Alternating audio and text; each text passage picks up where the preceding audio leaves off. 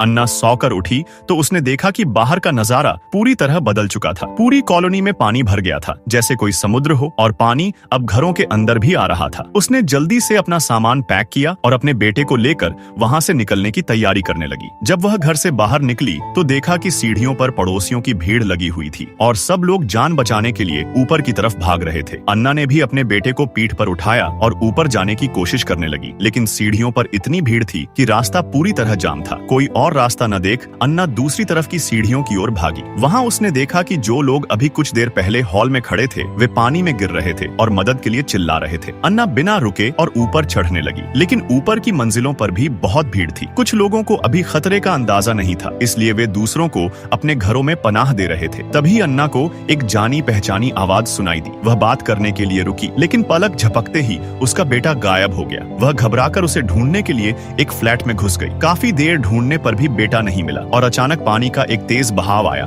जिसने उस कमरे को भी भर दिया। खुशकिस्मती से अन्ना को तैरना आता था। उसने सांस रोकी और पानी के अंदर बेटे को ढूंढा। आखिरकार उसे बेटा मिल गया, लेकिन जब वे बाहर निकलने की कोशिश कर रहे थे तो दरवाजा नहीं खुला। तभी बाहर से एक आदमी ने दरवाजा खोला और उन दोनों को बचा लिया। उसका बेटा बेहोश था, लेकिन कुछ देर बाद उसे होश आ गया। पता चला कि वह आदमी एक रिसर्च इंस्टीट्यूट का कर्मचारी था। चूंकि अन्ना वहाँ एक बड़ी डॉक्टर थी, इसलिए उस आदमी की जिम्मेदारी थी कि वह अन्ना को सुरक्षित छत तक ले जाए, जहाँ कंपनी का हेलीकॉप्टर उन्हें लेने आने वाला था। छत की तरफ जाते समय बेटे को वॉशरूम जाना था। वे एक खाली फ्लैट में गए, लेकिन वहाँ गैस पाइपों पर दबाव इतना ज्यादा था कि वे फटने वाले थे। गैस लीक की बदबू आते ही अन्ना बेटे को लेकर बाहर भागी। तभी सामने वाले घर में धमाका हुआ। वे पीछे हटे, लेकिन वहाँ भी सुरक्षित नहीं था। वे फंस गए थे। उस आदमी ने ऊपर चढ़ने का फैसला किया, लेकिन बच्चा डरा हुआ था और अन्ना को छोड़ नहीं रहा था। इसी आपाधापी में अन्ना पानी में गिर गई, लेकिन उसे एक प्लास्टिक का बोर्ड मिल गया जिसके सहारे वह ऊपर आ गई। उसका बेटा ऊपर था तो वह सीढ़ियों से उसके पास जाने लगी। तभी लिफ्ट से एक लड़की के चिल्लाने की आवाज आई। अन्ना उसे बचाने के लिए औजार लेने गई, लेकिन जब लौटी तो पानी का स्तर बढ़ चुका था और आवाज आनी बंद हो गई थी। अन्ना समझ गई कि अब बहुत देर हो चुकी है, इसलिए वह वापस ऊपर चली गई। वहाँ उसने देखा कि बेटे की तबीयत बिगड़ रही है। वह उसे एक कमरे में ले गई और चीनी पानी का घोल पिलाया, जिससे उसे थोड़ा आराम मिला। तभी पानी की एक विशाल लहर